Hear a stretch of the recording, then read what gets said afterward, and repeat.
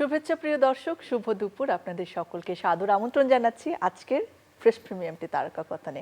তারার সাথে কথা হয় আজকে, এবং আজকে আমার সঙ্গে এমন একজন মানুষ রয়েছেন যিনি একটি দীর্ঘ সময় ধরে আমাদের নাটকে, আমাদের চলচ্চিত্রে উজ্জ্বল তারা হয়ে আছেন, আলো ছড়াচ্ছেন সামনে এবং পেছনে, অর্থাৎ তাকে আমরা স্ক্রিনে দেখতে পাই এবং যিনি নির্মাণেও রয়েছেন, মঞ্চ থেকে শুরু করে টেলিভিশন নাটক, চলচ্চিত্র সব জায়গায়। এবং তাকে আসলে এত কথা বলছি, কিন্তু তার নামটি শুধুমাত্র যথেষ্ট তার পরিচয়ের জন্য। আমাদের সঙ্গে রয়েছেন তৌকির আহমেদ। শুভ দুপুর। শুভ দুপুর। কেমন আছেন? হ্যাঁ, ভালো আছি। অনেক ধন্যবাদ আমাকে আমন্ত্রণ জানানোর জন্য। আমরা ভীষণ আনন্দিত আপনাকে পেয়ে। দেশে কবে আসলেন? আমরা জানি যে একটা সময় এখন দেশের বাইরেই থাকা হয়। হ্যাঁ, এই অল্প কিছুদিন হলো এসেছি। আচ্ছা, নিশ্চয় কোনো কাজকে মাথায় রেখে? না, আমি তো বছরে দুবার আসি আর কি। আসতে ভালোও লাগে, এবং এখনো তো আমি কাজ করি এবং কাজ করতে চাই, সেটা মিডিয়া এবং অন্যান্য পেশাগত কাজ সব মিলিয়ে আসলে ভালো সময় কাটে। আবার কিছু করার স্বপ্ন দেখি, আবার কিছু তৈরি করার পরিকল্পনা হয়, সেটা আনন্দের। এবং আমরা অপেক্ষা করে থাকি আসলে আপনার নির্মিত কি আসলে আমরা দেখতে পাবো। তীর্থযাত্রী তো অনেক দিন ধরে আমাদের ভীষণ ভালো লাগার মঞ্চ নাটক, নাট্যকেন্দ্র থেকে আপনারা করে থাকেন, কিন্তু এবারে এটার একটা নতুন সংযোজন যদি আমরা বলি, আই স্ক্রিনের জন্য আপনারা রেকর্ড করছেন, সেটা এই ব্যাপারটা নিয়ে শুনবো একটুখানি। এটাও আনন্দের ব্যাপার, কেননা মঞ্চ নাটকের তো একটা গণ্ডি থাকে যেখানে নির্দিষ্ট মিলনায়তনে নির্দিষ্ট সন্ধ্যায় কিছু লোক দেখেন, কিন্তু সেগুলি অনেক সময় আর্কাইভাল কোনো ব্যবস্থা থাকে না। তো ওটিটির জন্য যখন এটি অডিও ভিজুয়াল হিসেবে রেকর্ড হবে এবং সেটা ব্রডকাস্ট কোয়ালিটিতে হবে, সেটা একটা ভালো দিক। সেটা হচ্ছে যে অনেক পরেও যদি কেউ তীর্থযাত্রী সম্পর্কে জানতে চান বা দেখতে চান, তিনি ক্লিক করতে পারবেন। এখন তীর্থযাত্রী আমরা গত বছর করি, যেটা প্রথমে নিউ ইয়র্কে করি। প্রবাসীদের একটি নাট্য সংগঠন তৈরি করে বিভিন্ন দলের ছেলে মেয়েদেরকে নিয়ে ওখানে করেছিলাম, এবং পরবর্তীতে আমার মনে হয়েছিল যে এটা দেশে করলে আরও বেশি সংখ্যক দর্শকের কাছে যেতে পারে, এবং গত বছর আগস্ট মাসে এটি প্রথম নামে ঢাকায় নাট্যকেন্দ্র আমার দল, সেখান থেকে এটি মঞ্চায়িত হয়, এখনো চলছে। আজকে এটি আই স্ক্রিনের জন্য রেকর্ডিং হবে। টোটাল বিষয়টি আনন্দের। একদমই তাই। এবং আর্কাইভাল ভ্যালুর কথা বলছিলেন আপনি, আর একটা মঞ্চে দাঁড়িয়ে করা আসলে সবার কাছে পৌঁছানোর জন্য কতটা সহজ, সেটা নিয়ে তো প্রশ্ন বারবারই আসে। এখন বাংলাদেশ বা দেশের বাইরে থেকেও যে কেউ চাইলে channel I OTT platform I স্ক্রিনে দেখতে পারবেন। তীর্থযাত্রী আপনাদের সকলের জন্য অনেক শুভকামনা। তবে এই যে মঞ্চ থেকে টেলিভিশন, সেই জায়গাটা একটুখানি আসতে চাই।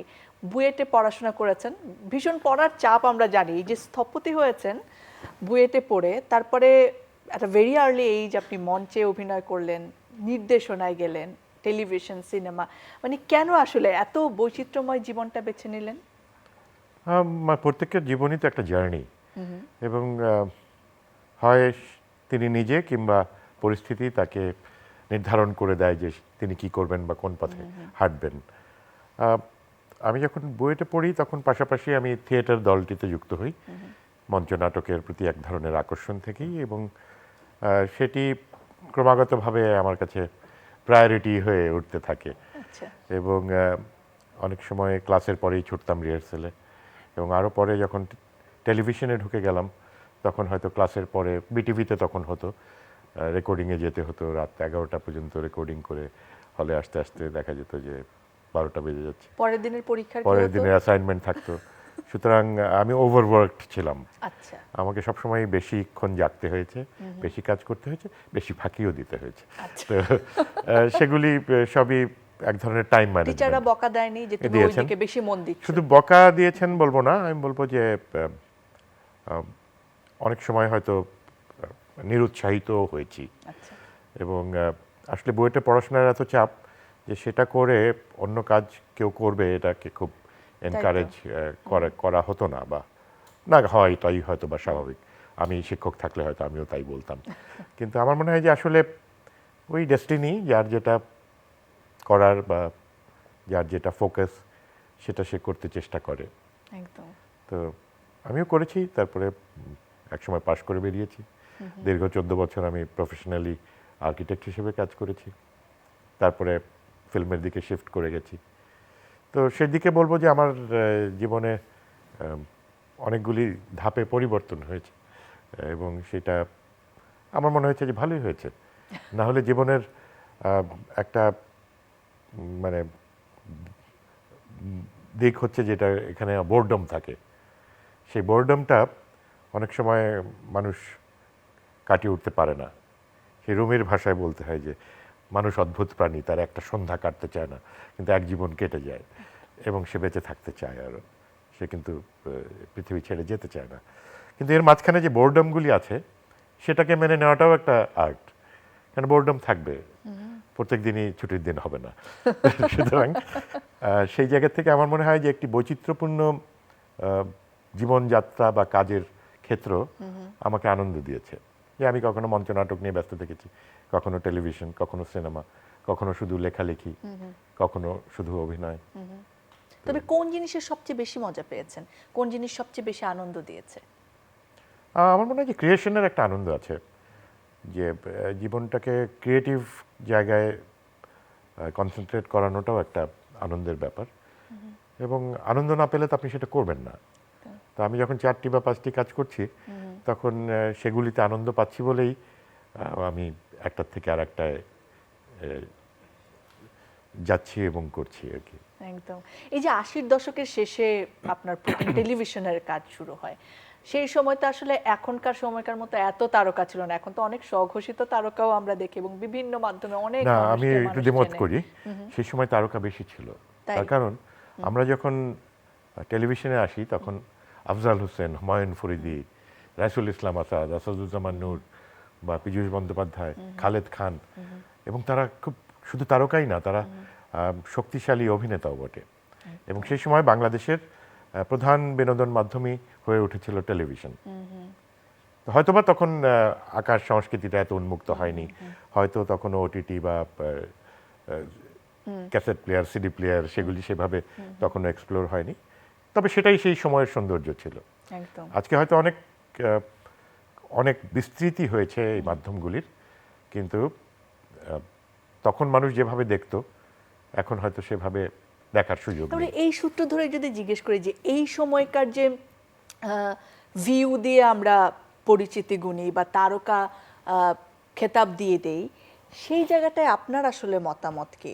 এখন অনেক নাটক হয়, দেখা যায় শুধুমাত্র ইউটিউব প্ল্যাটফর্ম কিংবা অন্যান্য অনলাইন প্ল্যাটফর্মে প্রকাশিত হয়, কিংবা কেউ কেউ হয়তো শুধুমাত্র ফানি কন্টেন্ট বানিয়েই নিজেকে তারকা গুনলেন এবং বিভিন্ন জায়গায় তিনি তারকা হিসেবে খ্যাতিও পেলেন, তাকে মানুষও তারকা বলছে, কিন্তু তার হয়তো শিল্প জ্ঞান, সাহিত্য জ্ঞান, জানা বোধ কিছুই হয়তো নেই সেই হিসেবে।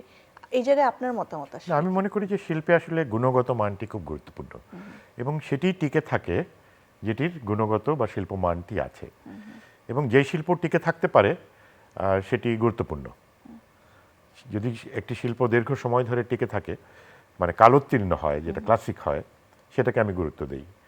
আর যার তাৎক্ষণিকভাবে ক্লিক করে বা বাণিজ্য হয় বা জনপ্রিয় হয়, নট নেসেসারিলি যে সেটি একটি ভালো শিল্প। তো সেই জায়গাটায় আমার মনে হয় যে গুণগত মান যেটার বেশি, আমি সেটার পক্ষে থাকতে চাই।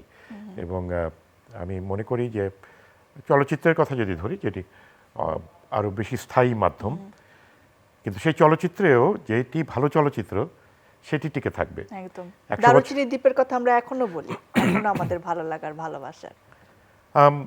এখানে আবার আরেকটা পয়েন্ট এসেই যায়, সেটা হচ্ছে যে ভালো লাগা, ভালোবাসা এগুলি ব্যক্তিভেদে ভিন্ন হয়। আপনার যেমন আপনি দারুচিনি দ্বীপের কথা বললেন, আরেকজন হয়তো জয়যাত্রার কথা বলবে, আরেকজন হয়তো অজ্ঞাতনামার কথা বলবে, আরেকজন বলবে না ওটা না, আমার হালদা বেশি ভালো লেগেছে, আরেকজন বলছে আমার রূপকথার গল্পটাকে বেশি স্মার্ট মনে হচ্ছে। তো সুতরাং এটা ভ্যারি করবে, এবং আমি মনে করি যে শিল্পে একজনের ভালো লাগার অধিকার যেমন আছে, খারাপ লাগারও অধিকার আছে। কেউ যদি বলে যে আপনার ওই কাজটি আমার ভালো লাগেনি, একদম ভালো লাগেনি, আমার মন খারাপ হলেও আমি সেটা মেনে নেই। তার কারণ যে এটা তার কিন্তু অধিকার, এবং তার উপরও নির্ভর করবে যে তিনি কোনটার জন্য প্রস্তুত। তার শিক্ষা, তার রুচিবোধ, তার প্র্যাকটিস, তার জীবন আচার সব মিলিয়ে তৈরি হয় জিনিসটা। দারুচিনি দ্বীপ যেমন ইয়াং জেনারেশনের কাছে পপুলার হয়েছিল, কিন্তু বাণিজ্যিকভাবে যে খুব সফল হয়েছিল তা কিন্তু না। কিন্তু সময়ের সঙ্গে আমি দেখি যে জিনিসটি যখন টিকে থাকে তখন মনে হয় যে হ্যাঁ একটি নির্দিষ্ট জায়গায় হয়তো সেটা একটা পারপাস সার্ভ করেছে বা করছে। বাহ, দারুণ বলেন। এই যে বাণিজ্যিকভাবে সফলের জায়গাটা এখন যে কোনো কিছু যদি নির্মাণ করতে চাই তাহলে আমাদের একটা অর্থের যোগানের ব্যাপার থাকে এবং সেখান থেকে কি পরিমাণ প্রফিট আসবে সেটারও একটা টেনশন থাকে মাথায়। এই জায়গায় এসে আপনার কি মনে হয় যে মাঝে মাঝে বাণিজ্যিকভাবে সফল করতে গিয়ে শিল্পমান বা গুণগত মান ক্ষুণ্ণ হয়? এই বিষয়ে আপনার মতামত আসলে কি? আমি মনে করি যে আসলে যদি আপনি এটাকে শিল্প মনে করেন তাহলে সেটির অবজেক্টিভ কিন্তু শিল্পমানই হওয়া উচিত। আর যদি আপনি এটাকে বাণিজ্য মনে করেন তাহলে আপনার অবজেক্টিভ বাণিজ্য হবে। সুতরাং বাণিজ্যিক ধারায় যেটি সফল সেটি নিঃসন্দেহে বাণিজ্যিকভাবেই সফল, শিল্পমানে সেটি সফল নাও হতে পারে। এবং এই কারণেই আমরা দেখি এবং যে তাতে দোষের কিছু নেই, তাই তো? দোষ একটাই আছে যে আপনি শিল্পের নামে বাণিজ্য করছেন এবং সেটিকে মহান শিল্প বলে দর্শককে ফাঁকি দিচ্ছেন। আপনি এমন একটি প্রচারণা তৈরি করছেন যে দর্শক সাধারণ মানুষ মনে করছে যে এটি ভালো, কিন্তু হয়তো সেটি ততোধিক ভালো নয়। সেটির মার্কেটিং ভালো, সেটার বাণিজ্যিক কি করণটা ভালো। তো সেই জায়গা থেকে আমার মনে হয় যে আমি ভালো শিল্পের পক্ষে কথা বলতে চাই। বাহ, দারুণ বললেন।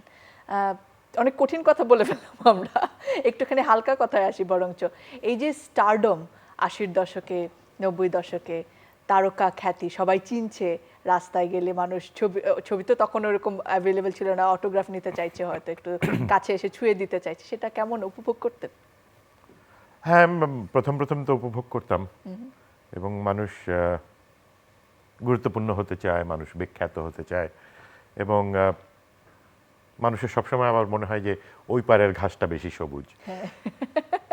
সেক্ষেত্রে একটা পর্যায়ে সেটা বিড়ম্বনার পর্যায়ে চলে যায় এবং সেটার একটা স্ট্রেসও আছে যে আপনি সার্বক্ষণিক আন্ডার দি পাবলিক আই, এই যে আপনি নিজের প্রাইভেসিকে বিসর্জন দিয়ে আপনি তখন অন্যের জন্য বাঁচবেন, সেটাও কঠিন। কিন্তু সেটা আমি খুব এনজয় করি না বিধায় আমি শোবিজের থেকেও আমি অনেকাংশে নিভৃতে থাকতে চেয়েছি, অনেক নিরিবিলি জীবনযাপন করতে চেয়েছি এবং এখনও আমি মনে করি যে সিম্পলিসিটি ইজ দি বিউটি এবং সেই সিম্পলিসিটি অর্জন করাটা কঠিন, যেটা আমি মনে করি যে অসাধারণের চেয়ে সাধারণ হয়ে ওঠাটা বেশি কঠিন। অসাধারণ অনেকেই হতে পারবে কিন্তু সাধারণ সবাই হতে পারবে না। আমি আবারও কঠিন কথা বলে ফেললাম। আসলে ওই যে তীর্থযাত্রীর একটা লাইন যে সহজ কথাটা কঠিন করা সহজ, কিন্তু সহজ কথাটা কঠিন করা সহজ, কিন্তু কঠিন কথাটা সহজ করা কঠিন। একদম সহজ কথা যায় না তো বলা সহজে। সহজ কথা সহজে বলে ফেললেন, অনেক ধন্যবাদ, দারুণ, ভীষণ ভালো লাগলো। একটু ব্যক্তিগত জীবনে আসতে পারি, ব্যক্তিগত জীবনের কথায়? না পারেন না। না পারেন, আসেন। এটা খুব ভালো ছিল। আপনি বরাবরই পারিবারিক মানুষ, পরিবারকে, প্রত্যেকটা মানুষই পারিবারিক মানুষ। পরিবারকে প্রায়োরিটি দেয় এমন মানুষের সংখ্যা মনে হয় কমে আসছে এবং তাই মনে হয় পরিবারে ভাঙন ধরে।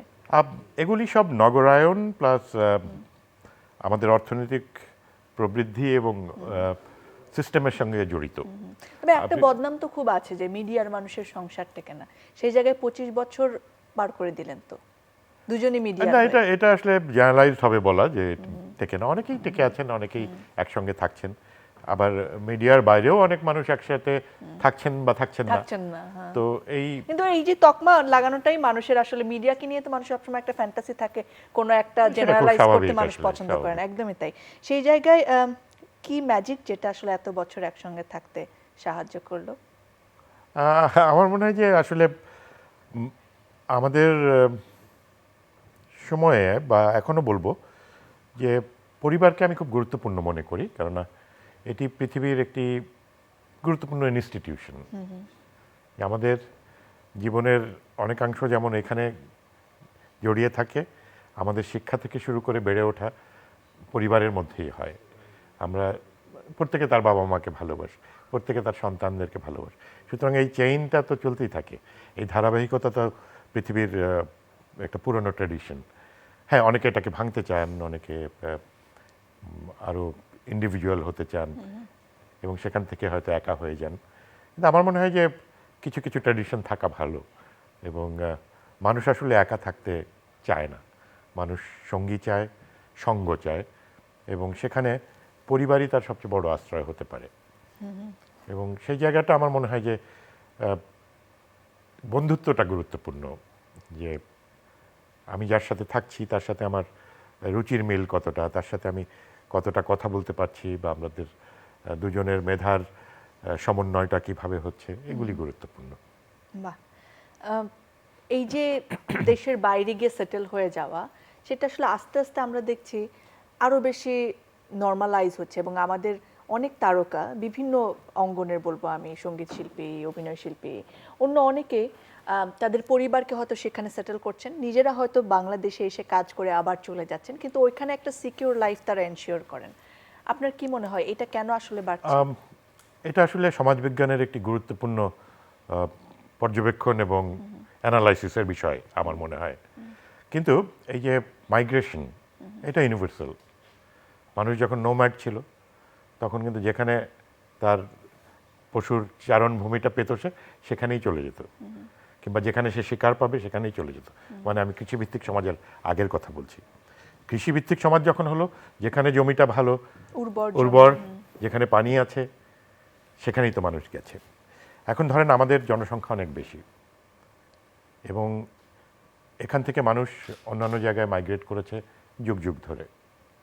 আবার এটাও লক্ষণীয় যে কেন এখানে মানুষ চলে যেতে চায় এখান থেকে, সেগুলি অ্যানালাইসিসের বিষয়। কিন্তু তাহলে আমি তো এই আলোচনায় সেটা পুরোটা বলতে পারবো না, কিন্তু আমি এইটুকু বলতে পারি যে আমাদের এই বিষয়গুলি নিয়ে ভাবনার বিষয়।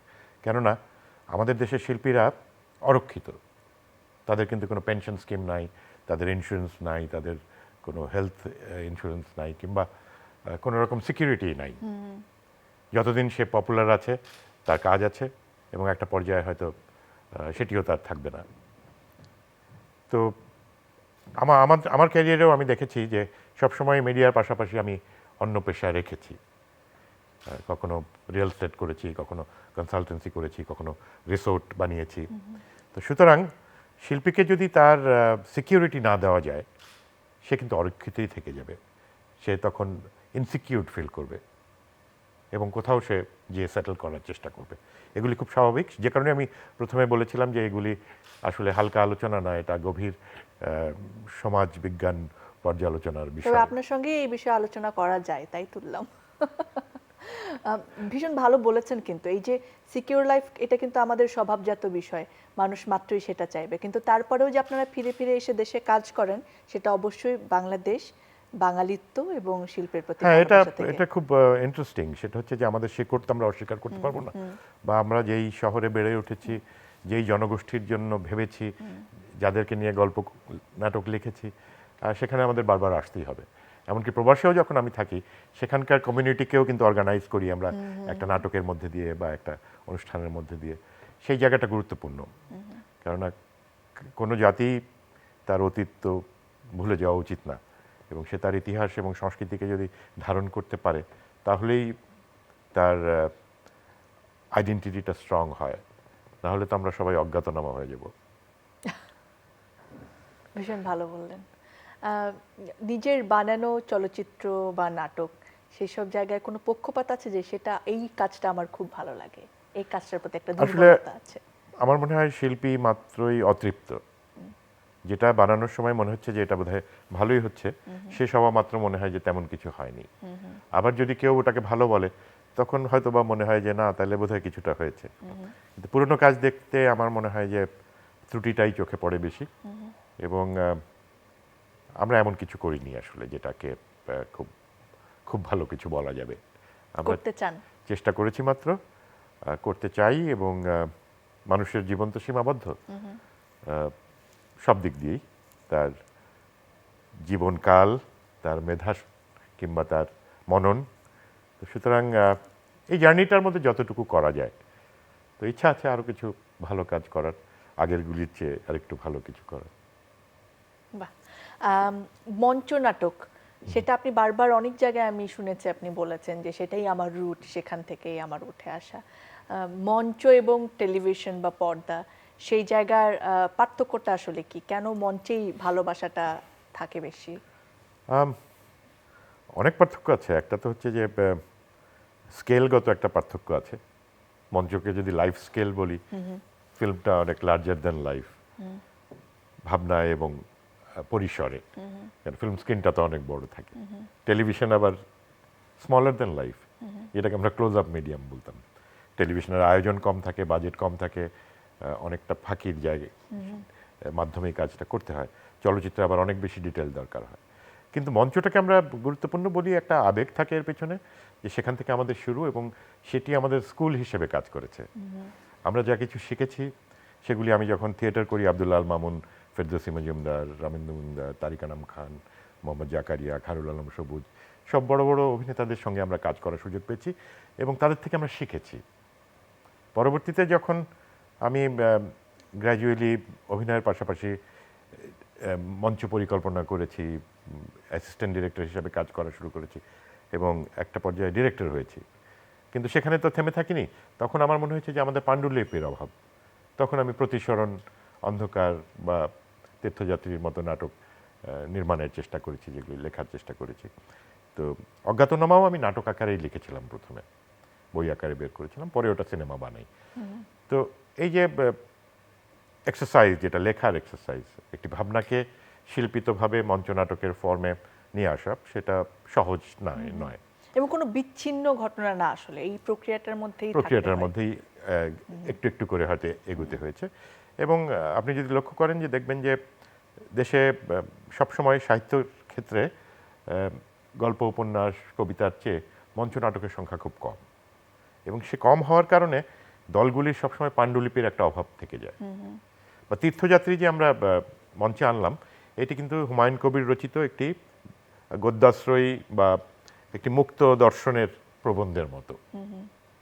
তো সেটিকে মঞ্চে আনাটা একটা চ্যালেঞ্জ ছিল, যে কিছু দার্শনিক ভাবনাকে মঞ্চে কিভাবে উপস্থাপন করা যায়। তা আমি বলবো যে সব কাজই তো মঞ্চে এক একটা নিরীক্ষা, এবং সেই এক্সপেরিমেন্টাল কাজের মধ্যে দিয়েই কিন্তু তীর্থযাত্রী দাঁড়ায়। এবং দর্শক যখন সেটা পছন্দ করে বা করে না, প্রশংসা করে বা তিরস্কার করে, সেটা হতেই পারে, কিন্তু যে ভাবনাটা সে তৈরি করে, যেই প্রশ্নগুলি তীর্থযাত্রী ছুড়ে দেয়, সেটা হয়তো মানুষকে ভাবায়। এবং শিল্প সেটাই করতে পারে। শিল্প কিন্তু আমি মনে করি যে মানুষকে ভাবাতে পারে, প্রশ্ন করতে পারে। সে হয়তো সব উত্তর দিতে পারে না, কিংবা সমাজও পরিবর্তন করতে পারে না, কিন্তু সমাজে অর্থনৈতিক প্রবৃদ্ধি যেমন দরকার, আপনার সেই বাণিজ্য যেমন দরকার, একই সঙ্গে সমাজের মানুষ গঠন দরকার, যেটা করতে পারে সংস্কৃতি, নাটক, কবিতা, নাচ, গান। সেটার কোয়ালিটি যত ভালো হবে, একটা সমাজের মানুষ তত রুচিশীল হবে। এবং শিক্ষিত রুচিশীল জনগোষ্ঠী কিন্তু আমরা তাদেরকে কোয়ালিটি সিটিজেন্স বলবো। তারাই হয়তো একটি দেশকে এগিয়ে নিয়ে যাবে। কিন্তু আপনি যদি দেখেন যে আপনার সমাজ অস্থির, সেখানে ক্রাইম বাড়ছে, সেখানে দুর্নীতি বাড়ছে, সেখানে নৈতিকতার অবক্ষয় হচ্ছে, তখন তো বুঝতেই হবে যে আমাদের শিক্ষা এবং সংস্কৃতি খাতে আরও বেশি কাজ করা দরকার, আরও বেশি বরাদ্দ দরকার, সেখানে আরও বেশি অর্থ ব্যয় করা দরকার। আমি কি বেশি বলে ফেলছি? না, আমাকে তো বলার জন্যই ডাকা। হ্যাঁ, একদম। আমরা শোনার জন্যই আপনাকে ডেকেছি। আমার মনে হয় যে যদি আমরা একটা জাতির মানুষ গঠন করতে চাই, তাহলে তার জন্য সৎ শিল্প দরকার। শুধু বাণিজ্যিক শিল্প দিয়ে সেটা হবে না। যে আমি মনে করি যে স্কুল পর্যায়ে যদি থিয়েটার অন্তর্ভুক্ত করা হতো, যে স্কুলের ছেলেমেয়েরা পড়াশোনার ফাঁকে ছবি যেমন আঁকে, একটু নাটক করলো, একটু পরে তাদেরকে যদি আমরা চলচ্চিত্রের সাথে পরিচয় করিয়ে দিই, যে আমাদের স্কুলগুলিতে বা কলেজগুলিতে আমরা যদি একটি ফিল্ম সোসাইটির মতো করে দিই। এখন তো টেকনোলজি অনেক সহজলভ্য, তখন কিন্তু দেখবো যে ওদের মধ্যে থেকে হয়তো সুন্দর ফিল্ম মেকারও বেরিয়ে আসবে, ওদের মধ্যে থেকে ভালো অভিনেতাও বেরিয়ে আসবে। আর কিছু না হোক, সে সৎ এবং সুন্দরের চর্চা করবে, সে অন্তত নৈতিক জায়গা থেকে একজন সুস্থ মানুষ হিসেবে বেড়ে উঠবে। সেটা গুরুত্বপূর্ণ। এবং যারা বুঝতে পারছেন না যে সমাজে সংস্কৃতির কি গুরুত্ব, আমি বলবো যে এই জায়গাটাই আমাদের প্ল্যানারদের, আমাদের কর্তৃপক্ষের বা আমাদের যারা রাষ্ট্র পরিচালনায় আছেন, তাদের ভাবা দরকার যে আমরা শিল্প বা সংস্কৃতিকে কিভাবে জাতি গঠনে ব্যবহার করতে পারি। এটি নিছক বিনোদন নয়, সুতরাং বাণিজ্য এখানে অগুরুত্বপূর্ণ। একদম, ভীষণ ভালো বললেন। তবে এই জায়গায় আমি আরেকটা প্রশ্ন আপনাকে করতে চাই যে অনেক অভিযোগ এই যারা আসলে ধরেন নির্মাণ করে বা ধরেন টেলিভিশন কর্তৃপক্ষ কিংবা ধরেন কোনো একটা প্ল্যাটফর্মে যারা কাজটা আনছেন দর্শকদের সামনে, অনেকেই অভিযোগ করেছেন যে খুব ভালো শিল্পসম্মত জিনিস বেশি মানুষ দেখে না, সেই জায়গায় জিনিসটা হয়তো ব্যবসা অসফল হয়ে যায়, তাদের পরবর্তী কাজ করাটা সেক্ষেত্রে অনেক চ্যালেঞ্জিং হয়ে যায়। ভিউয়ের ক্ষেত্রে যদি ধরেন, এখন ভিউ একটা ভীষণ বড় মাপকাঠি হয়ে গেছে যে কোনো জিনিস সফল কিনা সেটা দেখার জন্য।